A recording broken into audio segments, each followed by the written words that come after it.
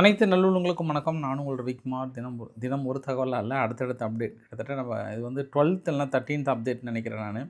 அது title card போடும்போது தான் தெரியும். நம்ம மிக முக்கியமான ஒரு அப்டேட்டுங்க.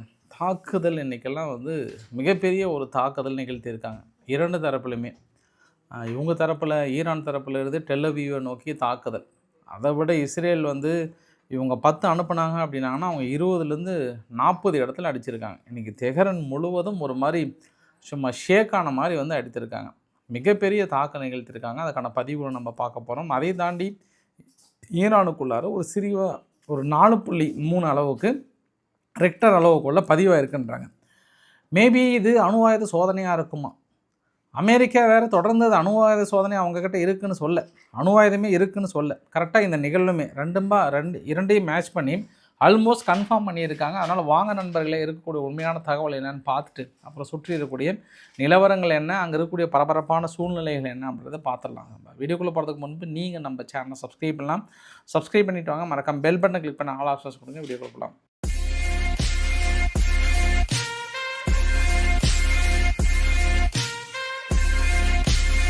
ஒரு வீடியோ பதிவு பயங்கரமாக வைரலாக இருந்தது. இந்த பதிவு பக்கத்தில் பாருங்கள். இந்த வீடியோ பதிவு வந்து டெல்லவீவில் நடத்தப்பட்ட தாக்குதல் அப்படின்னு சொல்லிட்டு வைரலாக இருந்தது.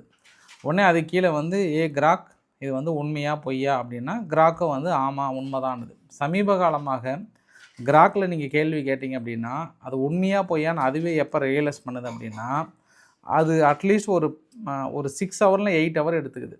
அதுக்கப்புறம் தான் அந்த வீடியோ பழசில் எங்கேயாவது இருந்தால் ஓடி வந்து காட்டுது. உங்களுக்கு ஏஐ ஜென்ரேட்டர்னால் இந்த வீடியோவை பொறுத்த வரைக்கும் 98% வந்து ஏஐ ஜென்ரேட்டர் வீடியோன்னு அதுக்கான ஆதாரங்கள் பக்கத்தில் இருக்குது பாருங்கள்.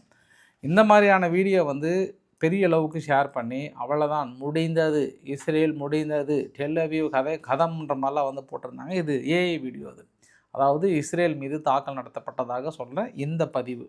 ஏன்னா எக்ஸ்தலத்தில் அதிகமான அளவுக்கு ஷேர் பண்ண ஒரு வீடியோ பதிவாக பார்க்குறேன். இதை நான் உறுதியாக சொல்கிறேன். சரி, ஏன் நான் இந்த பதிவு எப்படி சொல்கிறேன் அப்படின்னா, ஈரான் பெரிய அளவுக்கான ஒரு அனௌன்ஸ்மெண்ட் வந்து கொடுத்துருந்தாங்க. இப்போ நான் அந்த வீடியோ பதிவு எடுக்கின்ற நேரம் வந்து 7:06 PM 3 மார்ச். இந்த சமயத்தில் டெல்லவீவ் முழுவதும் அவசர நிலை பிரகடனப்படுத்தப்பட்டிருக்கிறது. மக்கள் பங்கர்ஸ் கடையில் போயிட்டுருக்காங்க. அங்கே மட்டும் இல்லை, அரபு நாடுகள்லேயும் வந்து கொஞ்சம் அமெரிக்காவோட நிலைகள்லாம் கொஞ்சம் ரொம்ப சேஃப் பொசிஷனில் இருங்கன்னாங்க. ஏன்னா ஏவுகணைகள் அனுப்பியிருக்காங்கன்ற மாதிரி வந்து சொல்லியிருந்தாங்க. அவங்க ஏன் இந்த அளவுக்கு அடிச்சிருக்காங்கன்னா, இன்றைக்கி ஈரானுடைய தலைநகர் இருக்கு இல்லையா, தலைநகர் மீது இப்போ அடித்த அடி கிட்டத்தட்ட ஒரு 6:30க்கு இப்போ இந்திய நேரப்படி 6:30 PMக்கு நடந்த தாக்குதல். அதுக்கான வீடியோ பதிவுகளை நீங்கள் பார்க்குறீங்க. அதுவும் ஒரு சில ரூமர்லாம் என்ன போயிட்டுருக்கு அப்படின்னா, அது ரூமர் நான் சொல்கிறேன் நான். பெசஸ்கின் அவர்கள் தங்கியிருந்த பகுதியில் மிக முக்கியமான பகுதியில் அடிச்சிட்டாங்க அப்படின்ற மாதிரி வந்து மறுபடியும் சொல்கிறாங்க. அதற்கான வீடியோ பதிவுமே பக்கத்தில் பார்க்க முடியுது. அதே போல் இவங்க ஈரான் நடத்திய தாக்குதலில் இந்த பக்கம் டெல்லவீவ் இருக்கு இல்லையா, டெல்லவீவில் ஒரு 2 லட்சம் மக்கள் இருக்கக்கூடிய ரொம்ப அடர்த்தி மிகுந்த பகுதி, கட்டிடங்கள் நிறையா மிகுந்த பகுதி. அதுலேயும் அந்த தாக்குதல்கள் பார்க்க முடியுது. கிட்டத்தட்ட ஒரு 4 இடத்துல வந்து டைரக்ட் ஹிட்டு நேரடியாகவே தாக்கல் நிகழ்த்தப்பட்டிருக்கிறது.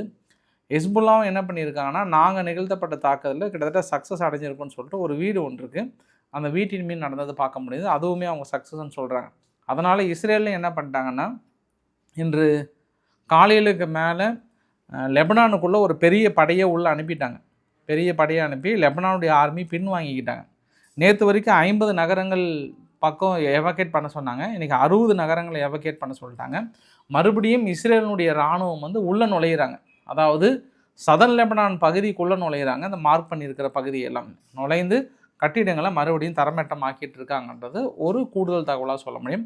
ஹிஸ்புல்லா கிளைம் பண்ணுறாங்க, நீங்கள் எவ்வளோ தேடி உள்ளே வந்தாலும் மறுபடியும் கண்டிப்பாக நாங்கள் தாக்கல் நடத்தியே தீர்வோம், இனி எங்களை தடுக்கவே முடியாதுன்னு சொல்லியிருக்காங்க. இஸ்ரேல் தரப்புலேயும் உங்களை பொழக்கிறதுக்கான நேரம் வந்து விட்டதுன்ற மாதிரி இவங்க தரப்புலேயும் மறுபடியும் தாக்குதலை தொடங்கியிருக்காங்க.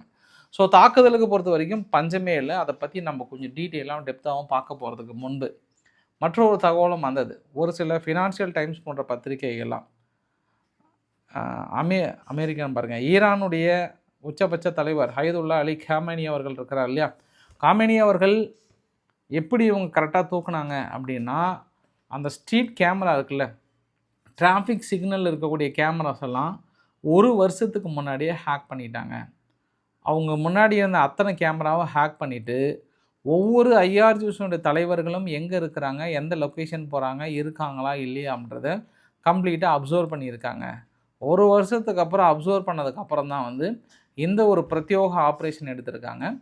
இந்த கேமராவை ஹேக் பண்ணதன் அடிப்படையில் தான் தொடர்ந்து அடுத்தடுத்த உச்சபட்ச தலைவர்கள், அதாவது ஐஆர்ஜிசியினுடைய முக்கிய கமாண்டர்கள் 58 பேர்த்துக்கு மேலே இறந்து போயிட்டாங்கன்ற மாதிரி தகவலை மொசாத் வெளியிடல, சிஏஏ வெளியிடல, இஸ்ரேல் இராணுவம் வெளியிடல, ஃபினான்ஷியல் டைம்ஸ் போன்ற பத்திரிகைகள், இன்னும் ஒரு சில அமெரிக்கானுடைய ஊடகங்கள் வந்து இல்லை அந்த டிராஃபிக்கில் இருக்கக்கூடிய சிக்னல் அங்கெல்லாம் இருக்குல்ல, அந்த கேமராஸை தான் ஹேக் பண்ணி தான் இதை தாக்கல் நடத்துகிறான்ற மாதிரி சொல்கிறாங்க வரு வைத்த நபர்கள். பார்க்கலாம், உண்மையான தகவல் ஆல்மோஸ்ட் கிடைத்துவிடும். இல்லை அதை அப்படியே ஹோல்டில் வச்சுருக்காங்களா, ஒரு சில தகவலை வெளியிட மாட்டாங்க, அடுத்து மற்றொரு நாட்டுக்கு யூஸ் பண்ணுவாங்க இல்லையா, அதனால் அவ்வளோ சீக்கிரம் வெளியிட மாட்டாங்கன்ற ஒரு கூடுதல் தகவல். சரி, ஈரான் மீது வைக்கப்படுகிற குற்றச்சாட்டு என்ன? அதாவது இந்த பேச்சுவார்த்தையை நடத்தின விக்ஸாப் அவர்கள் என்ன சொன்னார் அப்படின்னா, நாங்கள் இந்த பேச்சுவார்த்தைக்கு போகும்போதே 60% என்ரிச்மெண்ட், யுரேனியத்தினுடைய என்ரிச்மெண்ட் கிட்டத்தட்ட 460 கிலோ அவங்கக்கிட்ட இருக்குது. அதை நாங்கள் உறுதியாக சொல்ல முடியும். அந்த 60% என்ரிச்மெண்ட்டை வச்சு ஆல்மோஸ்ட் 11லேருந்து 14 அணு ஆயுதங்களை அவங்களால தயாரிக்க முடியும் அப்படின்ற ஒரு குற்றச்சாட்டை காலையில் போடுறாரு. இது என்னால் உறுதியிட்டு சொல்ல முடியும். பேச்சுவார்த்தையில் கலந்துக்கிட்ட நான், ஐஏஏயோட கிராசி அவர்கள் உறுதி செய்திருக்கிறார், ஈரானிடம் அணு ஆயுதம் இருக்கிறது, 460 கிலோ இருக்கிறது அப்படின்ற ஒரு குற்றச்சாட்டை சுமத்துறார். மார்க்கோ ரூபியோ அவர்கள் ஃபாக்ஸ் நியூஸ் சேனலில் பேட்டி கொடுக்கும்போது இன்னொரு வார்த்தையும் சொல்கிறார். அவங்களுடைய அணு உலைகள், அணு நிலைகள், இல்லை என்ரிச் பண்ணுறக்கூடிய பகுதிகள் எல்லாம் பார்த்தோம் அப்படின்னா 20 மீட்டர் 30 மீட்டர் டெப்த்தில் தான் வந்து வைத்திருக்காங்க. மற்ற எந்த நாடுகளுமே இந்த அளவுக்கு கிடையாது. அவ்வளோ வெளிப்படைத்தன்மையாக இருக்கிறவங்க, மக்களுக்காக தான் பயன்படுறோம், மின்சாரத்துக்காக தான் பயன்படுகிறது என்றால் ஏன் அவங்கக்கிட்ட வெளிப்படைத்தன்மை இல்லை? அப்போ சம்திங் வில் ஹேப்பன். ஏதோ அவங்க பண்ணுறாங்க, மறைமுகமாக பண்ணணும்னு நினைக்கிறாங்க. முழுக்க முழுக்க மலைக்கடியில் எதுவுமே உள்ள நுழைய முடியாத அளவுக்கு அவங்க ட்ரை பண்ணிகிட்டு இருக்காங்க அப்படின்னா வேறு என்ன அர்த்தம்? அது சொல்லுங்கள். ஏன் எங்களை விசிட் பண்ணவில்லை அப்படின்னு ஒரு குற்றச்சாட்டை அந்த இடத்துல வைக்கிறாங்க. சரி, இது இரண்டாம். இந்த 2 தகவல்களும் ரொம்ப ஒரு சீரியஸாக போகும்போது 4.4 ரிக்டர் அளவுகோலில் ஒரு லைட்டாக சிராஸ் என்ற பகுதிக்கு கீழே இன்றைக்கி நிலநடுக்கம் ஏற்பட்டிருக்கு. இந்த நிலநடுக்கம் ஏற்பட்ட 1 மணி நேரத்துக்குள்ளே ஐஏஏ என்ன சொல்கிறாங்கன்னா, அடுத்து ஒரு குண்டு சொல்கிறாங்க, அவங்கக்கிட்ட செறிவூட்டப்பட்ட யுரேனியம் இருக்குது இல்லையா, அதை வந்து கதிரியக்க துகள் குண்டுகளாக மாற்றி, துகள் குண்டுகளாக மாற்றி அப்படின்னா அது அணுகுண்டுகளுக்கு முன்னாடி ஸ்டேஜ், அதுவே கிட்டத்தட்ட ஒரு அணு ஆயுத ஸ்டேஜ் மாதிரி தான். அதனால் அதன் மூலிமா கூட தாக்கல் நடத்துறதுக்கு வாய்ப்புகள் இருக்குது. எதிரி நாடுகள் மீது மிகப்பெரிய தாக்கல் நடத்துப்பாங்க. இந்த அணு அது என்ன சொல்லுவாங்கன்னா, கதிரியக்க துகள் இருக்கு இல்லையா, இந்த குண்டு வீசினாலும் அந்த ஏரியாவில் 50 வருஷத்துக்கு புல் பூண்டு எதுவுமே முளைக்காது, அந்தளவுக்கு மோசமான விளைவுகளை ஏற்படுத்தும் அப்படின்ற ஒரு குண்டை போட்டாங்க. அதனால தான் இன்றைக்கி காலையிலேருந்து பார்த்தோம் அப்படின்னா எல்லா நாடுகளுமே வந்து ஈரானை எதிர்க்கின்ற நாடுகள் எல்லாமே கொஞ்சம் பதற்றமாகவும் கொஞ்சம் பரபரப்பாகவும் இருந்தாங்கன்ற ஒரு கூடுதல் தகவல். அது இல்லாமல் ஐஏஏ என்ன சொல்லிட்டாங்கன்னா, இந்த இஸ்ஃபஹான் ப்ளஸ் நட்டான்ஸ், இந்த 2 பகுதி இருக்குல்லே, மொத்தம் 3 அணு நிலைகள் இருக்குது. இஸ்ஃபஹான், நட்டான்ஸ், ஃபர்டோ, இதை 3ல் பார்த்தோம் அப்படின்னா இவங்க நட்டான்ஸ் பக்கத்துலேயும் இஸ்ஃபஹான் பக்கத்துலேயும் பெரிய அளவுக்கு அடிக்கிறாங்க. அதில் நட்டான்ஸ் பக்கத்தில் என்ன ஆச்சுன்னா, ஒரு கதவு ஒன்று டேமேஜ் ஆகிருக்கு, மேபி பாசிபிள் இருக்குது, பெரிய அளவுக்கு அடிச்சிருக்காங்க அப்படின்ற மாதிரி வந்து சொல்கிறாங்க. அந்த கதவு டேமேஜ் ஆச்சுன்னா ஏன் இந்த நட்டான்ஸ்ன்ற பகுதியை சூஸ் பண்ணுறாங்க அப்படின்னா, அந்த பகுதி பக்கம் தாங்க அந்த ஏரியா ஃபுல்லாகவே, அதாவது அங்கேருந்து ஒரு 500,000 கிலோமீட்டர் பக்கத்தில் பார்த்தோம்னா ஒரு 500 கிலோமீட்டரில் 500 ஏக்கராவுக்கு மேலே ஆயுத ப்ரொடக்ஷன்லேருந்து, மிசைல்ஸ் யூனிட்லேருந்து ஐஆர்ஜிசியினுடைய ஆயுதங்களுக்கான ஒரு ஹப்பாக திகழ்ந்திருக்கிறது அந்த பகுதி. ஸோ அதனால் அந்த ஏரியாவை முடக்கி இன்றைக்கி மட்டும் பார்த்தோம்னா கடந்த 3 நாட்களாக குறைஞ்சது அந்த இடத்துல இருந்து ஒரு 200லேருந்து ஒரு 300 அட்டாக் பண்ணியிருப்பாங்கன்றது ஒரு கூடுதல் தகவலாக சொல்ல முடியும். நம்ம அதை விட இன்னொரு விஷயம் என்னன்னா, இப்போ ஈரான் வந்து ஏதாவது ஒரு ஏவுகணைகள் அனுப்பிட்டாங்கன்னா இனிமேட்டு அந்த பதற்றம் தொற்றிக்கொள்ளும். ஒருவேளை ஏதாவது அணு ஆயுதம் வச்சு அனுப்பிடுவாங்களா அப்படின்ற ஒரு பதற்றம் வந்து தொற்றிக்கொள்ளும்.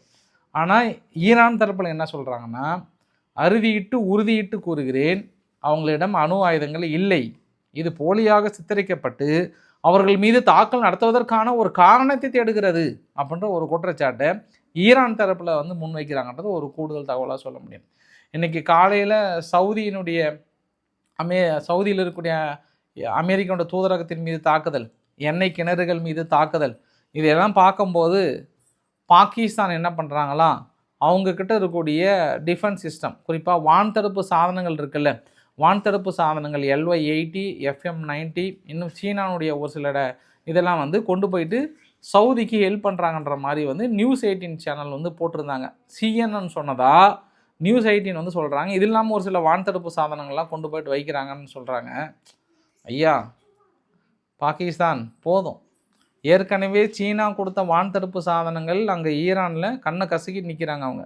அதுவும் சீனானுடைய HQ-9B இருக்கு இல்லையா, HQ-9B சிஸ்டம் வந்து எங்கே செயல்பட்டுச்சோ தெரியல. இஸ்ரேல் இதற்கு முன்பு தாக்குதலுக்கும் இன்றைக்கு காலையிலிருந்து நடத்தப்படுகிற தாக்குதலுக்கும் அவ்வளோ தெளிவாக இருக்குது ஈரான் மீது. என்ன காரணம் அப்படின்னா, அந்த இப்போ லெபனானுக்குள்ளே ஒரு சில பகுதிகளை அடிக்கிறோம் வெளியேறுங்கன்னு சொல்லுவாங்கள்ல, அந்த மாதிரி ஈரானுக்குள்ளே அனௌன்ஸ் பண்ணுறாங்க. இன்றைக்கி நான் மதியத்துக்கு மேலே நான் பார்க்குறேன். அதாவது இப்போ இந்த ஒரு வரைபடத்தை பார்க்குறீங்களே, structure of the supreme national security council, presidential complex, assembly area of the council of expert, இந்த இடத்துல வந்து நாங்கள் தாக்கல் நடத்த போகிறோம். அது இல்லாமல் தெஹ்ரானில் எவின் டிஸ்ட்ரிக்ட்னு சொல்லிட்டு ஒரு பகுதி இருக்குது. அந்த பகுதியில் உடனடியாக மக்கள் யாராக இருந்தால் வெளியேறுங்க, எவகேட் பண்ணுங்கன்னு எவகேஷன் வார்னிங்லாம் கொடுக்குறாங்க. அப்போ குறிப்பிட்ட பகுதியை சொல்லி வச்சு எவகேஷன் பண்ணிலாம் அடிக்கிறாங்க அப்படின்னா, அங்கே வான் தடுப்பு சாதனங்கள் சீனா கொடுத்தது என்ன ஆச்சு, இல்லை ஈரான் கொடுத்தது என்ன ஆச்சு அப்படின்னா, அதற்கான வீடியோ பதிவுகளை அமெரிக்கா தரப்பில் இஸ்ரேல் தரப்பில் என்ன வெளியிட்டிருக்காங்கன்னா, அவனுடைய வான் தடுப்பு சாதனங்களும் மற்ற எதுவுமே இயங்க முடியாத அளவுக்கான தாக்கல் நிகழ்த்தி இருக்கிறோன்னு சொல்லிட்டாங்க. அதனால் போதும் பாகிஸ்தான், நீங்கள் போயிட்டு அங்கே சவுதியை உதவி பண்ணி சவுதியை காப்பாற்றுறது போதும். கொஞ்சம் நீங்கள் எங்கள் செல்ஃபி பாய்ஸ்கிட்ட பாருங்கள், அவங்கள கொஞ்சம் காப்பாற்றுற வழியே பாருங்கள். இல்லை ஒரு வேளை CNN News18 சும்மாவே பாகிஸ்தானை கோத்து விளாண்டுறதுக்காக இப்படி சொல்கிறாங்களான்னு தெரியல. அது கூடுதல் தகவல். சரி, நான் இந்த வரைபடத்தை உங்ககிட்ட வந்து நாள் வந்து காட்டியிருந்தேன். கண்டிப்பாக ஈரான் குறிவைக்கப்படுகிற பகுதி எல்லாமே இந்த எண்ணெய் கிணறுகள் தான். 1, 2, 3 மொத்தம் ஒரு 10 எண்ணெய் கிணறுகள் இருக்குது பார்த்தியா. இதுதான் இலக்குகளாக இருக்குன்னு நாள் இந்த வரைபடத்தை வந்து உங்கள்கிட்ட ஷேர் பண்ணியிருந்தேன். ஈராக்கில் 3 எண்ணெய் கிணறு, குவைத்தில் 2, சவுதி அரேபியா 2, கத்தார், இது எல்லாமே வந்து அமெரிக்கானுடைய மிக முக்கியமான நிறுவனங்கள் டைப் வச்சு பண்ணிகிட்ருக்காங்க அப்படின்னு நான் சொன்னேன் இல்லையா. இந்த எண்ணெய் கிணறுல ஓமனில் இருக்கக்கூடிய சலால் அப்படின்ற ஒரு முக்கியமான சுத்திகரிப்பினுடைய ஆலை மீது ஒரு தாக்கல் நடத்துகிறாங்க ஒன்று. அப்புறம் அதே ஓமனில் வந்து டுங்கும் போர்ட்டுன்னு சொல்லிட்டு அங்கே ஒரு தாக்கல் நடத்துகிறாங்க. அப்புறம் UAEயில் வந்து ஃபியூஜரா அப்படின்ற ஒரு எண்ணெய் உற்பத்தி செய்கிற பகுதியில் ஷாகித் 136 ட்ரோன் வந்து தாக்கல் நடத்தியிருக்காங்க. அப்புறம் கத்தார் அண்ட் எமிரேட் மீது வந்து நாங்கள் என்ன விதமான ஏவுகணைகளை யூஸ் பண்ண சொல்லிட்டு ஈரான் வந்து ஒரு சில வீடியோ பதிவுகளும் வெளியிடுறாங்க. அதுக்கு UAE தரப்பில் என்ன சொன்னாங்கன்னா, நாங்கள் ட்ரோனை இடைமறிச்சிட்டோம், அந்த தீப்பொறி விழுந்தது தான் அந்த எண்ணெய் கிணறு பற்றி எரியுது, அதுவுமே அணைச்சிட்டோன்ற மாதிரி வந்து சொல்கிறாங்க. ஆனால் ஒரு ட்ரோன் நேரடியாக போய் தாக்கல் நிகழ்த்த பார்க்க முடிகிறது.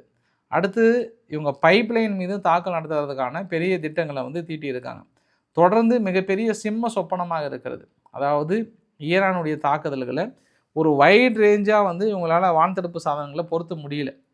ஏன்னா கொஞ்சம் பகுதியாக இருந்தாலும் பரவாயில்ல, அங்கே மேலே ஈராக்கிலிருந்து கீழே வரைக்கும் அவன் பொருத்தணும், அது கொஞ்சம் ரிஸ்க்கு தான். அதனால தான் இன்றைக்கி அமெரிக்கா வந்து தென்கொரியா கிட்ட ஏற்கனவே ஒரு 150 THAAD தாடு மிசைல்ஸ் வந்து அவங்கக்கிட்ட இருக்குது. இப்போ அவங்க அவசரமாக கொடுங்க அப்படின்ற மாதிரி வந்து கேட்டிருக்காங்க. அந்த தாடு மிசைல்ஸ் வந்து ரொம்ப ரொம்ப காஸ்ட் அதிகம், ஹெவி காஸ்ட்டு. அது எல்லாத்தையும் அவங்க காஸ்ட் வைஸ் வந்து செலவு பண்ண வைக்கிறாங்க ஈரான் தரப்பில். இப்போ ஈரானுடைய ட்ரோன் வந்து ஒரு 10,000 ரூபா அப்படின்னா, இவங்க இடைமறித்து தாக்கல் நடத்தக்கூடிய ஒவ்வொரு ட்ரோனும் பார்த்தோன்னா 50 லட்சம் 60 லட்சம். 10,000 ரூபாய் எங்க, 50 லேக் 60 லேக் எங்க. ஸோ அதாவது பொருளாதார ரீதியாக மிகப்பெரிய அளவுக்கு இவங்களுக்கு செலவாகும். அவங்க ரொம்ப சீப் காஸ்ட்டு, ஹோம்மேடு மாதிரி, ஹோம்மேடு சாக்லேட் இருக்குல்ல, அது மாதிரி அவங்க ஹோம்மேட் ட்ரோன் எல்லாமே. கத்தார் வேறு இன்றைக்கி என்ன சொன்னாங்கன்னா, 0 வார்னிங், எந்த ஒரு வார்னிங்குமே இல்லாமல் திடீர்னு தாக்கல் நடத்துகிறாங்கன்றாங்க. ஒருவேளை ஈரான் வந்து, ஹலோ யாருப்பா கத்தார் பேசுகிறீங்களா, இந்த மாதிரி இந்த டைமுக்கு ஒரு ட்ரோன் அனுப்புகிற, கொஞ்சம் பிடிச்சிக்கிறீங்களாப்பா அப்படின்னு சொல்லிட்டு அனுப்புவாங்க. இல்லை நான் கேட்குறேன், ஈரான் ட்ரோன் அனுப்புகிறவங்க, ஹலோ கோட்டசாமி ஒரு 3 கரெக்டாக ஒரு 3:55 ஒரு மிசைல்ஸை ஒரு ட்ரோன் அனுப்புகிறேன், கொஞ்சம் பார்த்து சோதானமாக கொஞ்சம் போய் ஒளிஞ்சிக்கிறீங்களா அப்படின்னு சொல்லிட்டு அடிப்பாங்க. இல்லை ஏன் அவங்க வந்து ஜீரோ வார்னிங் அப்படின்னு சொல்கிறாங்கன்னா, இன்றைக்கி இஸ்ரேல் வந்து ஒரு சில பகுதியில் மக்கள் வெளியேறுங்க, நான் இந்த பகுதியை அடிக்கிறேன் அப்படின்னு சொல்கிறாங்க இல்லையா? ஒரு சில தாக்கல் நடத்தும் போது மக்களை வெளியேற சொல்லுவாங்க. அட்லீஸ்ட் அந்த கர்ட்டசி இல்லை. ஏன்னா நட்பு நாடுகள்னு சொல்கிறாங்க. இன்றைக்கி ஐநாவில் போயிட்டு முறையிடும் போது ஐநாவில் ஒரே ஒரு வார்த்தை சொல்கிறாங்க, இது எங்களுடைய தற்காப்புக்காக நாங்கள் நடத்தப்படுகிற தாக்குதல். தற்காப்புக்காக நடத்தப்படுகிற தாக்குதலை எங்களை எதிரிகளாக, எங்களை தீவிரவாதிகளாக சித்தரித்தால் எப்படி? இந்த தாக்குதலை ஆரம்பித்து வைத்தது யார்? அதற்காக தான் நாங்கள் எங்கள் நட்பு நாடுகள் வேறு, தற்காப்பு என்பது வேறு. அமெரிக்க நிலைகளை தான் குறி வைக்கிறோம், எங்கள் நட்பு நாடுகள் மீது நாங்கள் குறி வைக்கவில்லை என்பதை ஏற்கனவே தெரிவித்து விட்டோம் அப்படின்னு சொல்கிறாங்க. இந்த தாக்குதல் எல்லாமே அதிகமாக என்ன ஆச்சுன்னா, யூகேவில் கிட்டத்தட்ட 93% கடந்த 3 வருடங்களில் இல்லாத அளவுக்கு கேஸ் ப்ரைஸ் வந்து ரொம்ப அதிகமாகிடுச்சு. இப்போ இந்தியாவிலையும் பார்த்தோம் அப்படின்னா அடுத்தடுத்த விலையேற்றம், விமான டிக்கெட்லாம் பெரிய அளவுக்கு உயர்ந்திருக்குன்றாங்க. விமான டிக்கெட் மட்டும் இல்லை, இங்கேயே இப்போ இண்டஸ்ட்ரியலுக்கு கொடுக்கக்கூடிய கேஸ் எல்லாம் கொஞ்சம் ஹோல்டு பண்ண சொல்லியிருக்காங்க. சப்போஸ் இந்த யுத்தம் ஒரு 15 நாளைக்குள்ளே முடிவுக்கு வந்ததுன்னா பிழைத்துக்கொள்ளும் அனைத்து நாடுகளும். 15 நாள் தாண்டிச்சு அப்படின்னா கண்டிப்பாக பெரிய ரிஸ்க்காக வரும், எல்லாத்துக்கும் மிகப்பெரிய ஒரு ட்ரபிளாக அமையும் என்பதும் ஒரு கூடுதல் தகவலாக சொல்கிறேன் நான். மிசைல்ஸுக்கு பஞ்சமில்லை, தாக்குதல் 2 தரப்புலையும் வந்து தொடர்ந்து கொண்டே இருக்கிறார்கள். உங்களுக்கு ஒரு 3 வரைபடத்தை காட்டுறேன் நான். ஈரானுடைய மிக முக்கியமான சைட்டு முதல்ல பார்த்தோன்னா பேந்தர் அப்பாஸ் வந்து ஈரானுடைய மிக முக்கியமான ட்ரோன் ப்ரொடக்ஷன்லேருந்து மிக முக்கியமான சைட். இதை இன்றைக்கி அடிச்சிருக்காங்க. அப்புறம் வந்து இஸ்ஃபஹான் பக்கத்தில் அவங்களோட பேலஸ்டிக் மிசைல் பேஸ் இருக்குது, அதன் மீது முக்கிய தாக்கல் நிகழ்த்தியிருக்காங்க. அப்போ இன்னொரு பார்த்தோம்னா கொரமபாத் அப்படின்னு சொல்லுவாங்க ஈரானில், அந்த பகுதியில் அடிச்சிருக்காங்க. அடுத்து பார்த்தோன்னா டேப்ரிஸ். 4மே 4 விதமான பகுதி. இது எல்லாமே ஈரானுடைய மிகப்பெரிய ஒரு இண்டஸ்ட்ரியல் ஜோன். இது அந்த ஜோனில் அடிச்சிருக்காங்க. இன்றைக்கி காலையிலேருந்து நடத்தப்பட்ட தாக்குதல் இந்த வரைபடத்தில் பார்த்தோம் அப்படின்னா அமெரிக்கா அதிகமான தாக்குதலை, அதாவது இஸ்ரேலை விட இந்த நீல கலரில் இருக்குது பார்த்தீங்களா, நீல கலர் எல்லாமே அமெரிக்கா தாக்குதலை முன்னெடுத்திருக்காங்கன்றது ஒரு கூடுதல் தகவலாக சொல்ல முடியும். ஸோ நேற்று வரை இஸ்ரேல் கொஞ்சம் அதிகமாக இருந்தாங்க, பட் இன்றைக்கி வந்து கொஞ்சம் அமெரிக்கா இன்னும் கொஞ்சம் கடுமையாக ஹிட் அடிக்கிறாங்க. ஏன்னா நேற்று இரவே ஏற்கனவே ஒரு 300-400 போன விமானங்கள் இருக்குது. அது இல்லாமல் அடிஷ்னலாக இன்னும் கொஞ்சம் 200 விமானங்களுக்கு மேலே வந்ததாக கேள்விப்பட்டேன் நான். அதனால் மேபி இன்று இரவு இல்லை நாளை அடுத்த 2 நாளைக்கு கடுமையாக இருக்கும். அதனால் இன்றைக்கி ட்ரம்ப் அவர்கள் என்ன மெசேஜ் பண்ணாங்கன்னா, மிக கடுமையான விளைவுகள் போயிட்டுருக்கு, நாட்டை காப்பாற்றணும் அப்படின்னா சரண்டர் ஆகிடுங்க, கொஞ்சமாவது மிச்சம் மீதி இருக்கும், இல்லைனா எல்லாமே காலி ஆகிடும், கொஞ்சம் இறுதியாக வாங்க சரண்டராங்க அப்படின்ற ஒரு எச்சரிக்கை மறுபடியும் கொடுத்துருக்கிறாருன்றது கூடுதல் தகவல். பட் அவங்க அதெல்லாம் கண்டுக்கல, ஏதோ வழக்கமாக அந்த பக்கம் சைடில் ஏதோ கத்திட்டு இருக்கிறார் போல், கொஞ்சம் ஓரமாக இருந்து கற்றுப்பா, அந்த ஸ்டேஜில் தான் இப்போ ஈரான் இருக்காங்க. அதனால் ட்ரம்ப்போட எந்த அறிவிப்புமே அவங்க காதில் வாங்கிக்கிற சூழ்நிலையிலும் ஈரான் இல்லை என்பதும் ஒரு கூடுதல் தகவல். இதுவரை 700 பேர் பக்கம் சொல்கிறாங்க, பட் ஃபாக்ஸ் நியூஸ் வந்து இல்லை 1000 பேர் பக்கம் இருந்திருப்பாங்க அப்படின்னு கன்ஃபார்மாக வந்து சொல்கிறாங்க. இது அங்கே இருக்கக்கூடிய ஒட்டுமொத்த தகவல். அரம்கோடைய எண்ணெய் கிணறுகளை கிட்டத்தட்ட அணைச்சிட்டோம் சொல்லியிருக்காங்க. அந்த சேட்டலைட் இமேஜஸ் பாருங்கள், ரொம்ப தெளிவாகவும் கிளாரிட்டியாகவும் இருக்குது. அமெரிக்காவுடைய முழுமையான சந்தேகம் என்ன அப்படின்னா, முழுக்க சீனா தான் உதவி பண்ணுறாங்க. சீனா சேட்டலைட் இமேஜஸ் கரெக்டாக நேற்று வெளியிடுறாங்கன்னா அடுத்த 6 மணி நேரத்துக்குள்ளே அந்த இடத்த அடிக்கிறாங்க. ஒவ்வொரு பகுதியும் சீனா சேட்டலைட் வெளியிடுறது, அவங்க அடிக்கிறது. இந்த மாதிரி தொடர் கதையாக இருக்கிறது அப்படின்ற ஒரு குற்றச்சாட்டை அமெரிக்கா வைக்கிறாங்க. பார்க்கலாம், சீனாவுக்கு மிரட்டலும் விட முடியாது, கோரிக்கையும் வைக்க முடியாது. ஏன்னா நீங்கள் பண்ணாதான் அவங்க பண்ணுறாங்க. இதெல்லாம் எத்தனை நீதி தானே. நீங்கள் எப்படி ரஷ்யானுடைய பகுதிகளை முழுமையாக வெளியிட்டீங்க, ரஷ்யாவுடைய இருப்பிடங்களை முழுமையாக வெளியிட்டு இஸ்ரேல் உக்ரைன் இதெல்லாம் நீங்கள் தாக்கல் நடத்தாதுன்னு சொன்னீங்களோ, அதே மாதிரி தான் இன்றைக்கி இவங்களும் சொல்கிறாங்க, ஈரான் நீங்களாம் அடிச்சிடாதப்பா அப்படின்னு. ஒருவேளை சீனா வெளியிடறாங்களா என்னன்னு தெரியல. இந்த ஸ்ட்ரெய்ட் ஆஃப் ஹார்முஸ் பகுதியை நிறுத்தினதுனால இந்த பகுதியிலிருந்து ரெட் சீக்கு வந்து ஒரு வழி இருக்குது, பைப்லைன் மாதிரி ஒன்று இருக்குது. இந்த வழியை சவுதி வந்து பெருமளவுக்கு இறக்குமதி பண்ணுவதற்கான அடுத்த கட்ட முயற்சியில் ஏற்படுத்தியிருக்காங்க அப்படின்றதும் ஒரு கூடுதல் தகவலாக சொல்ல முடியும். அல் ஜசீரா வந்து இன்றைக்கி ஒரு நியூஸை வெளியிட்டிருக்காங்க. இது மாதிரி அமெரிக்கா கிட்ட ஆயுதங்கள் வந்து லோவாக இருக்குது, வெப்பன் வந்து கம்மியாக இருக்குன்ற மாதிரி வந்து சொல்கிறாங்க. பஸ் நார்மலாகவே அமெரிக்கா வந்து அவங்க புகழ்றன்னு சொல்லாதீங்க, எல்லா வகையிலுமே அவங்க அட்வான்ஸ்டாக ஆகுறாங்க. அதாவது டெக்னாலஜிக்கல் வைஸும் சரி, மற்ற எல்லா வகையிலுமே வந்து ஒரு தாக்குதல் நடத்த போகிறோன்னு தெரிஞ்சதுக்கப்புறமும் ஆயுதங்கள் கம்மியாக இருக்கிறது கூட தெரியாமல் இந்த யுத்தத்துக்கு வந்திருப்பாங்களா? சம்பவம் நம்பர் அல் ஜசீராவை கேட்கப்படுகிற கேள்வி. அவ்வளோதான், அமெரிக்கா கிட்ட ஆயுதங்களே இல்லை, கிட்டத்தட்ட முடிஞ்சது அப்படின்ற மாதிரிலாம் இன்றைக்கி பதிவு வெளியிட்டிருந்தாங்க. இன்னும் கொஞ்ச நாள் போச்சுன்னா அவங்க மாட்டிப்பாங்க அப்படின்ற மாதிரிலாம் சொன்னாங்க. ஒரு யுத்தத்தை தொடங்குகிறோம் அப்படின்னா எல்லா வகையிலையும் எல்லா ஆஸ்பெக்ட்லேயும் யோசனை பண்ணி தான் அடிச்சிருப்பாங்க. ஏன்னா இந்த யுத்தம் என்பது ரஷ்யா தொடங்கலை, அமெரிக்கா ப்ரீ பிளான்டாக திட்டமிட்டு எல்லா லெவல்லையும் அவங்க சொல்லும் போதே சொல்கிறாங்க. ஆல்மோஸ்ட் 7 வாரத்துலேருந்து 8 வாரம் நீடிக்கும்னு சொல்கிறாங்க. எல்லாமே சொல்லி அவங்கக்கிட்ட ஆயுதங்கள் இல்லை, இன்னும் ஒரு 2-3 நாளில் காலி ஆகிடும் அப்படின்னா அது எப்படி ஏற்றுக்கிறதுன்னு தெரியல. சரி, ஏதோ அவங்க ஒரு கற்பனை உலகத்தில் இருக்காங்க அப்படின்னு நான் நினச்சிக்கிறேன். நான் ஃபைனலாக செல்ஃபி பாய்ஸ், அணுகுண்டு பாய்ஸோட இந்த வரைபடத்தை பாருங்கள். ஒரு 3 பகுதி, அந்த கந்தகான் இருக்குது பார்த்தீங்களா, அந்த பகுதியில் பிடிச்சிட்டாங்க. ஒரு சில வீடியோ பதிவுகளுமே வந்து பார்க்க முடிஞ்சது.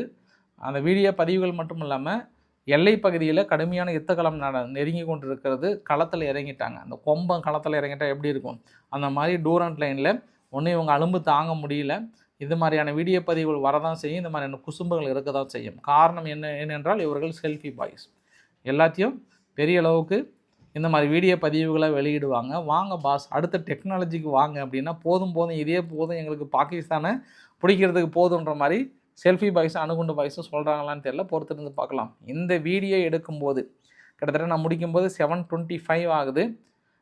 ரெட் சைரன் எல்லா இடத்துலையும் ஒலித்து கொண்டிருக்கிறது. 2 இடத்துலையும் கடுமையான தாக்குதல்கள் நிகழ்ந்து கொண்டிருக்கிறது என்பது ஒரு கூடுதல் தகவலாக சொல்ல முடியும். பிடிச்சிருந்தால் லைக் பண்ணுங்கள், ஃப்ரெண்ட்ஸுக்கு ஷேர் பண்ணுங்கள், சப்ஸ்கிரைப் பண்ணுங்கள். ரவிக்குமார் சோமச்சல். நன்றி, வணக்கம்.